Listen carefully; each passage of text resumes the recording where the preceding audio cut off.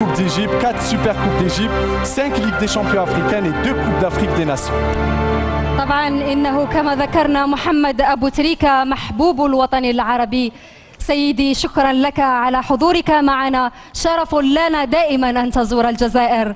كلمة لجمهورك الحاضر معنا ومتتبعيك عبر التلفزيون الجزائري. بسم الله الرحمن الرحيم. السلام عليكم. طبعا أنا بشكركم على الكرم، الضيافة والترحاب، وده مش غريب على شعب الجزائر.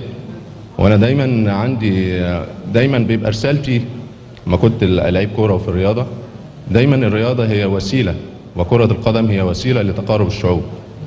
ودايما بقول ان لعيب كره القدم له رساله داخل الملعب وخارج الملعب، رسالته دايما تبقى ايجابيه.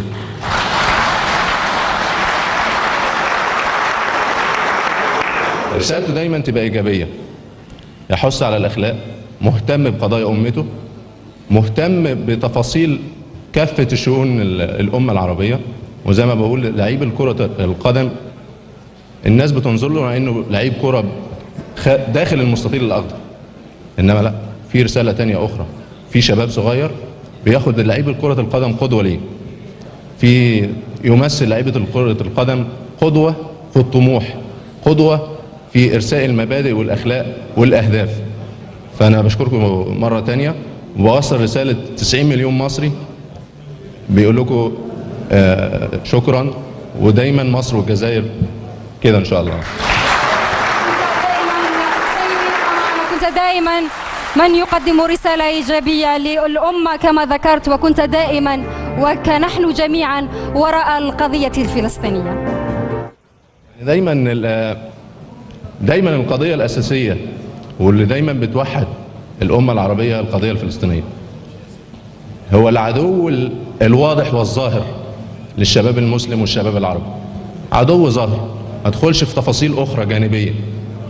ودايما النبي صلى الله عليه وسلم علمنا في وصاية بتكتبها قبل الموت. أنا من ضمن الوصايا اللي كاتبها إن التيشيرت اللي عملته تعاطفا مع غزة يكون معايا في الكفن.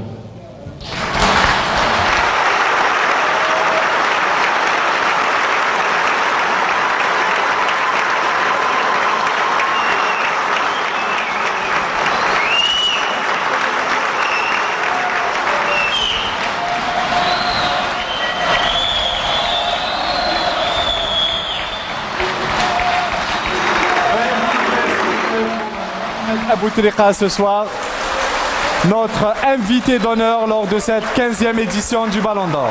أتمنى لك محمد طولة العمر إن شاء الله، دمت صادقا ومحبوب الجماهير.